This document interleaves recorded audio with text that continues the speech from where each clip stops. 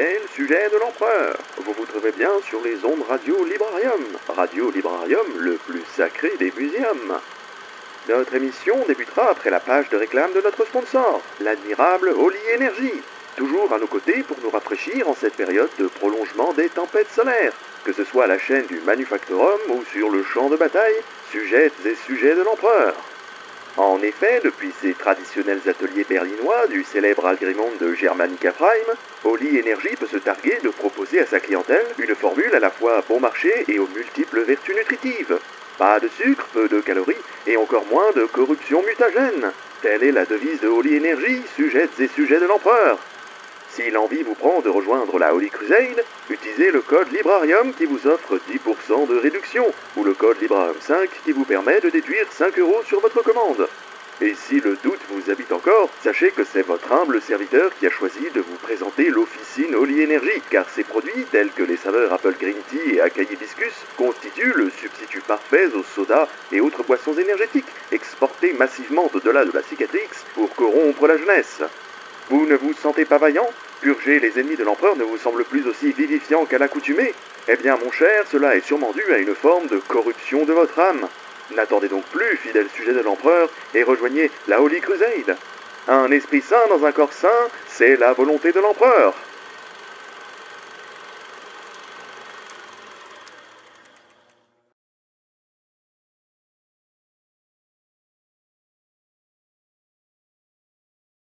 Les Carcharodons sont l'un de ces chapitres avec aucune filiation connue, du moins clairement établie.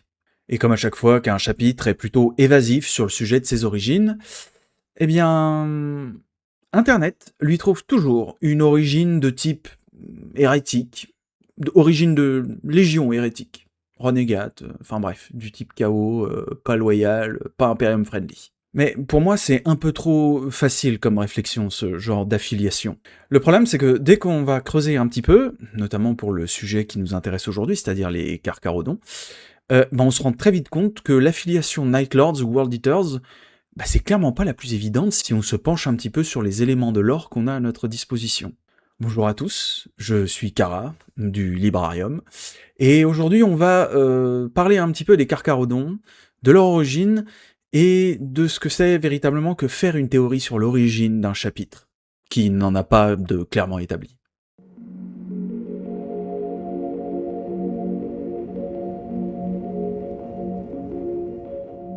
Depuis leur première apparition lors de la guerre de Badab, les Carcharodons comptent parmi les chapitres les plus mystérieux. Leur réputation sinistre inspire autant la fascination que l'inquiétude, car leur histoire semble volontairement fragmentée, dissimulés derrière des siècles de silence et d'archives incomplètes. Ils ne possèdent aucun monde natal officiellement reconnu, apparaissent rarement dans les registres impériaux et passent la majeure partie de leur existence à parcourir les régions les plus reculées de la galaxie, loin des frontières connues de l'Imperium et des autres fils de l'Empereur. Lorsqu'ils entrent en contact avec les autorités impériales, ils le font en utilisant des codes et des protocoles datant des premiers âges de l'Imperium, des vestiges d'une époque depuis longtemps oubliée mais qui semblent encore conserver une certaine légitimité aux yeux de l'Inquisition et de l'Administratum. Cette absence d'informations fiables a naturellement alimenté d'innombrables théories concernant leurs origines. Certains y voient l'héritage des Night Lords, d'autres évoquent des expériences génétiques interdites, des manipulations issues de fondations secrètes, comme la 21e, ou encore des branches oubliées de l'Adeptus Astartes. Pourtant, lorsqu'on rassemble les différents indices disséminés dans les romans et les sources officielles, une hypothèse semble se démarquer par sa cohérence, celle d'une descendance issue des anciens guerriers de la 19e Légion, les fils de Corax. Et contrairement à certaines interprétations populaires, cette théorie ne repose pas uniquement sur des ressemblances superficielles, leur apparence, leur culture de la chasse ou leur préférence pour les opérations d'embuscade. Elle trouve ses racines dans un événement très précis de l'histoire de la Ravengard, une décision prise par Corax lui-même qui pourrait avoir façonné l'existence même de ceux qui deviendront des millénaires plus tard les Carcharodons. Si vous voulez voir un peu où je veux en venir avec cette théorie, c'est très simple. On va remonter un petit peu dans le temps, pendant la Grande Croisade, avant les Résidorus, à une époque où la Ravengard n'était pas vraiment encore la Légion que nous connaissons. Lorsque Corax prend le commandement de la 19e Légion, il hérite d'une armée façonnée sur Terra bien avant sa découverte. Une partie importante de ces Space Marines appartiennent aux tribus Xeric, des guerriers réputés pour leur brutalité et leur vision particulièrement radicale et cruelle de la guerre. Leur efficacité militaire est incontestable. Ils privilégient les campagnes de terreur, les représailles exemplaires et les massacres destinés à briser toute résistance. Pour eux, la peur est une arme comme une autre. Corax, lui, rejette profondément cette philosophie. Ayant grandi sur Délivrance sous le joug de maîtres esclavagistes, il refuse bien évidemment de reproduire les méthodes de ceux qu'il a combattus toute sa jeunesse. Pour lui, la victoire ne peut à elle seule justifier toutes les atrocités. Cette opposition idéologique est d'ailleurs explicitement évoquée dans Corax, Seigneur des Ombres. Et c'est à partir de ce point-là que le roman devient particulièrement intéressant. Et je vais me permettre de vous faire une petite interprétation du monologue d'un des personnages. Et c'est lui qui en parle le mieux, de toute façon. Laissez-moi vous parler de mon Seigneur. Corax est l'ennemi de l'oppresseur, un ami du peuple. Il a été élevé parmi les plus humbles et ce sont eux qui l'ont instruit. Il y avait de nombreuses similitudes entre les guerriers de la vieille Légion et les libérateurs de Délivrance en termes de préférences tactiques, mais aucune en termes d'attitude. Monseigneur estima que la vieille Légion abusait des massacres et de la terreur qu'elle engendrait pour parvenir à ses fins d'obéissance. Ce n'était pas sa façon de penser. Elle ressemblait trop aux esclavagistes dont il s'était défait, ou trop à l'image des Night Lords. Il y a des similitudes, mais ils ne sont pas semblables. La plupart des officiers terriens ont été bannis.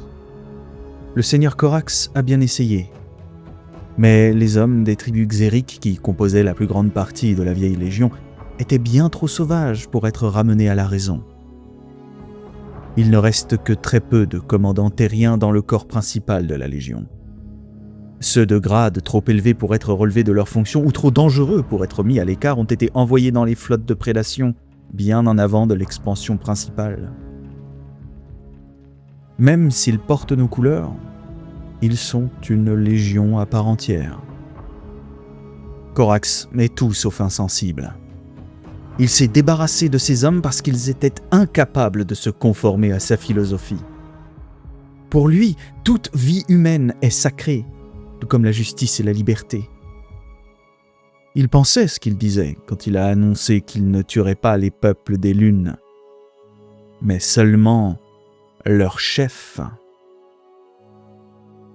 Quelqu'un comme Corax n'a aucun équivalent. Dans cet échange, Sukunu explique que Corax ne considérait pas ses guerriers comme de mauvais soldats, bien au contraire. Il les jugeait simplement incapables d'adhérer à sa philosophie. Car même si une affinité existait entre eux et Corax, tant au niveau de l'approche de la doctrine que de certaines méthodes, l'exécution de celle-ci était plus proche des Night Lords que de la Raven Guard. La solution adoptée par Corax est alors particulièrement révélatrice. Plutôt que de les exécuter, de les purger ou de les bannir officiellement de la 19e Légion, il a juste choisi de les éloigner. Ces guerriers sont alors affectés à des flottes de prédation opérant aux confins de l'Imperium, loin des mondes impériaux et des nouvelles doctrines imposées par leur primarque, mais aussi bien en avant de l'avancée de la Grande Croisade. Ce passage du roman précise même que, s'ils conservent les couleurs de la Raven Guard tout en devenant une force presque indépendante, ils opèrent selon leurs propres règles et leurs propres traditions. Une décision qui semble avoir créé une véritable branche isolée de la Légion, séparée du reste des fils de Corax, mais conservant une part de l'héritage de leur père génétique. Cette simple mention pour moi constitue l'un des indices les plus importants concernant l'origine des Carcharodons. En effet, plusieurs éléments semblent établir un lien potentiel entre ces Space Marines, les Carcharodons, et la 19e Légion. Leur méthode de combat fondée sur la furtivité, l'embuscade et la traque, leur culture profondément marquée par la solitude et la chasse, ainsi que certains traits génétiques rappelant fortement l'héritage de Corax. De plus, plusieurs sources évoquent indirectement que les Carcharodons pourraient descendre de guerriers de la Raven Guard ayant été envoyés dans l'oubli durant la Grande Croisade et l'hérésie d'Horus. Leur isolement extrême expliquerait pourquoi ils ont développé une culture si différente de leurs frères de chapitres modernes, tout en conservant certains marqueurs de leur lignée d'origine. Cependant, l'identité exacte de leur primarque géniteur demeure volontairement entourée de mystères. Les Carcharodons eux-mêmes entretiennent cette ambiguïté, et certaines théories évoquent même une possible influence des Night Lords ou d'autres lignées perdues. Mais tout ceci ne sont que les dires de personnages au sein même du récit. Mais parmi toutes les hypothèses existantes, celle d'une descendance issue des guerriers exilés de Corax reste pour moi l'une des plus crédibles, car logique et élégante dans son développement. Dans Warhammer 40 000, les meilleures théories sont pas forcément les plus dingues, celles qui font des révélations en mode « Waouh, incroyable !» Parce qu'au final, il y a que ça. Il y a que ce genre de théorie. Et on finit par s'y habituer. Et même pire, on finit par s'y attendre dès qu'un nouvel élément arrive à notre disposition et qu'on commence à se poser la question « Mais d'où ils viennent ?» C'est téléphoné en fait. On s'y est habitué. On sait plus réfléchir autrement que comme ça dans 40K. Et au final, la surprise n'existe plus. On le sait. On se dit « Ah bah oui, ça doit forcément être ça ». On se contente de rechercher ce qui visuellement ressemble un petit peu, ou ce qui dans les méthodes fait penser à... Mais c'est pas ça. Il n'y a plus trop d'intérêt derrière à faire ça. Il n'y a plus de recherche au-delà de ce qui est vaguement reconnaissable entre le sujet et ce que l'on connaît des légions renégates. Selon moi, il est important de préciser également une information cruciale. Une théorie n'a pas seulement pour vocation d'expliquer un mystère. Elle doit aussi enrichir l'univers qu'elle cherche à interpréter. Affirmer que les Carcharodons seraient issus des Night Lords parce qu'ils inspirent la peur ou emploient des méthodes brutales est une explication simple, pour ne pas dire simpliste. Et elle n'apporte finalement pas grand-chose, car elle ne se base que sur une méthode et une apparence. En revanche, imaginez qu'ils soient les héritiers d'une branche oubliée de la Ravengard raconte une histoire bien plus intéressante. Celle d'une légion qui n'a jamais été uniforme, de guerriers bannis, non pas pour leur manque de loyauté, mais pour leur vision de la guerre, et d'un héritage indésirable qui aurait traversé les millénaires. C'est ce que je préfère dans la manière d'aborder les mystères de Warhammer 40 000. Ne pas chercher l'explication la plus surprenante, mais celle qui s'intègre le plus naturellement au récit déjà construit. Une bonne théorie, c'est pas celle qui bouleverse le lore à tout prix, c'est celle qui lui donne davantage de substance, de profondeur, et vous amène malgré vous à découvrir d'autres pans de l'univers auxquels vous n'auriez autrement pas prêté attention. Alors les Carcharodons sont-ils vraiment les descendants de ces anciens guerriers de la Ravengard ? Je pourrais pas vous le certifier à 100%. Moi, c'est la théorie qui me va, qui me plaît, parce que je la trouve très bien, puisqu'elle s'appuie sur des éléments de lore concrets. Mais de là à vous dire à 100% c'est ça, c'est pas possible. Sinon, on n'est plus dans l'ordre de la théorie, mais des faits. Mais il faut dire que ça a le mérite de rattacher le chapitre à la légion de Papa Corax. Et ça raconte quelque chose sur les Carcharodons, sur leurs origines aussi bien terranes qu'actuelles. Et vous, finalement, qu'est-ce que vous en pensez de ça ? Ça fait longtemps qu'on n'a pas fait un minute lore, ça fait longtemps qu'on n'a pas discuté théorie, ça fait longtemps qu'on n'a pas discuté tout court. Donc, donnez-moi votre avis en commentaire, je les lis tous comme d'habitude. Et bien sûr, prenez soin de vous, prenez soin de vos proches. Méfiez-vous de ce qui rôde dans les ombres. On n'est jamais trop prudent. Et je vous dis à très vite et à bientôt.